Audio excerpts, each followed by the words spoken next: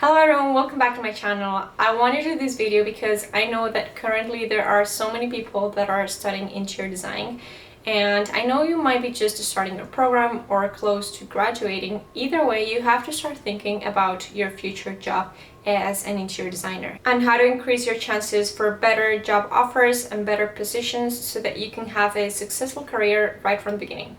As any other career, you have to scale your way up on the company that you're wanting to work for, or even if you're trying to open your own interior design firm. Because I've been there, I'm going to share with you my top recommendations if you want to have a successful career as an interior designer. I'm also going to share my experience, what I did right, and what I wish I had done while I was in school.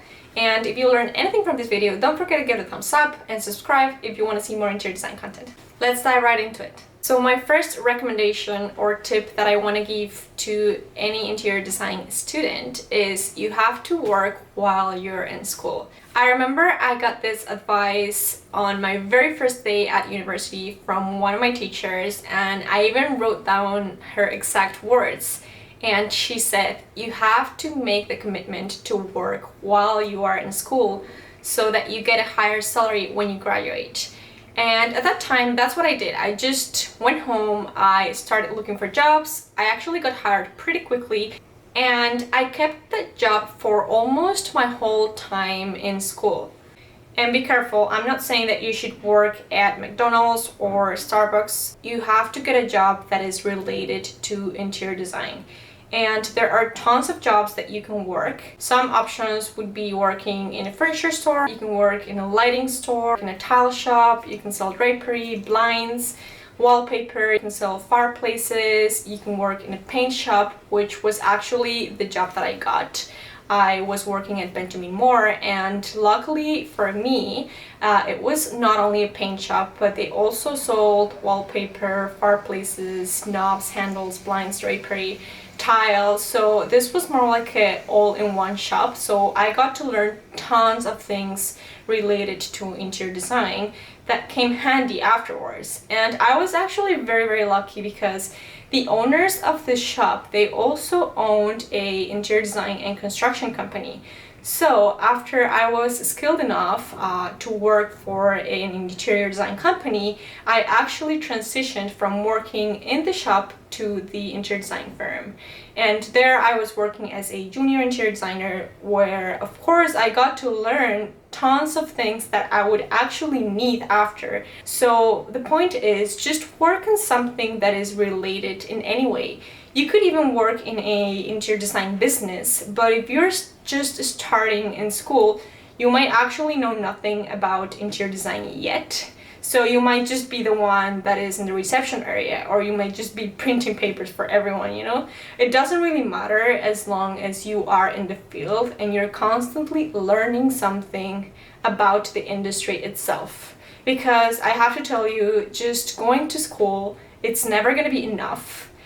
You're never going to learn enough as if you were working a job that's also related to your career. And the other advantage of working while you're in school is that you are getting paid. So that is very much satisfying. For me, I got to save some money, and I also used some of it to buy my books and everything that I needed for my studies. The second tip that I want to give out to interior design students is you have to work on your portfolio. Like, you have to. This is something that I really didn't pay much attention to while I was in school, and I very much regret it. So that's why I cannot stress this enough. You have to work on your portfolio. And for those of you who don't know, a portfolio is basically a compilation of your interior design work. And it goes along with your resume whenever you start applying for jobs. In school, you're going to be given projects to work on and to design yourself. And those projects are most likely going to be the ones that you're going to use for your portfolio. Because if you think about it, once you graduate, you most likely are going to start applying for jobs right away. So the only work that you have is your projects from school to show to your employer and to add to your portfolio. So that's why you want to make these projects to the T perfect, as if your job or your future job depends on it, because really that's what it is. You're gonna have your work from school, you're gonna add it to your portfolio, and you're gonna show it to your employer. and based on that, if they like it, if they don't, they will hire you or not. So this is something that I cannot stress enough. Work on your portfolio, pay attention, spend the time on each one of your classes. If you have projects, make them to the T perfect, make them look nice, professional. Most likely you will have a beautiful portfolio to show to your future employer. My next tip for you guys is try to be proficient with whatever editing program you use for interior design or software. Either you use AutoCAD, and I know most interior designers use AutoCAD nowadays, but there's also the growing interest for another software which I already use and I really love it, which is Revit. So it doesn't really matter if you're sticking to AutoCAD, if you're learning Revit, but whatever you choose to work with, learn it well. And of course you're not gonna know everything from the program because it's really hard to be proficient with a given program for interior design, for architecture. These programs are really, really complex. I remember when I was in university, even my teachers used to tell us, not even myself that I've been working with this program for so many years, not even myself that I've been teaching about this program, I am not proficient with it. And that's totally fine. If you are already a designer or an architect, you know that there are so many issues that we can come across and so much troubleshooting with these programs. There's always something you don't know and you have to figure it out. But my advice here is try to become as good as you can. I lived this myself when I worked my first job as an interior designer. I was working with the software which I had many questions, and I was also coming across problems and I didn't know how to do stuff, and I had to spend hours, like literally hours, because sometimes it's really hard to find the answer to what you're doing. I had to spend hours looking at YouTube videos, and I was working, so I also had to get my design work done. So it was a lot of stress on me because I didn't know the program very well. So if you are in school, if you have the time, try to, even if it's on your free time, just try to become better and better with whatever program you're using, because it's gonna save you tons of time whenever you start working in the industry.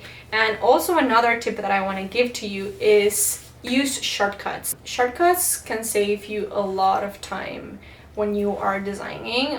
So you don't have to learn every single shortcuts of whatever program you're using, but I would recommend learn the ones that you use the most for the tools and the commands that you're using. This is gonna make you faster, this is gonna make you more confident, more proficient, more efficient at what you're doing. So the next tip that I want to give to you is learn on your own and keep learning. And the time that I realized that we as interior design students had to learn on our own apart from what we're being taught in school was when I used to actually go to my books after we had a lecture, for example, on lighting. And I would open the book, I would flip the pages, and I would realize that there was so much that I wasn't being taught or I wasn't being told in the class. And the reason for this is there is a limited time in class hours, so teachers can only teach us so much. And for most classes, they won't be going in too deeply into the topic because there's not enough time. The good thing though is that if you purchase your books that you have to purchase for each class, and I absolutely recommend you do this with every single class, you can actually go to your book and study that material on your own.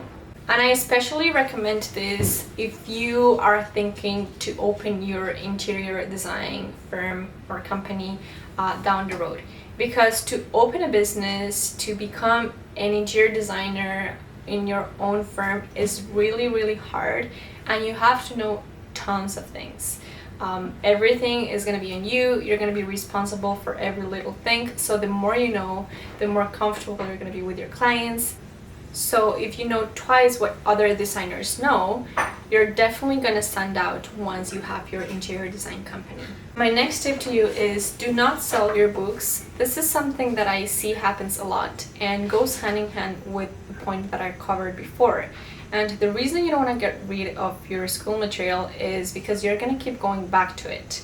If you are thinking about interior design as a serious full-time career, Do not think you're gonna be able to remember every single thing on your head. It's just impossible, and you're gonna need to go back refer to that material.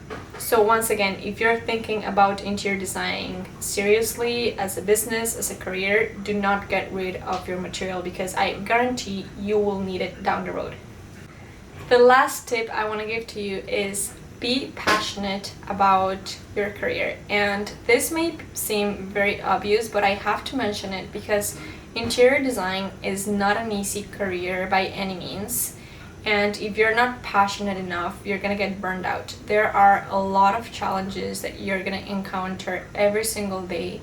You have to work with architects, you have to work with engineers, with builders, with painters, with plumbers, electricians, and it can be a very overwhelming, very stressful career.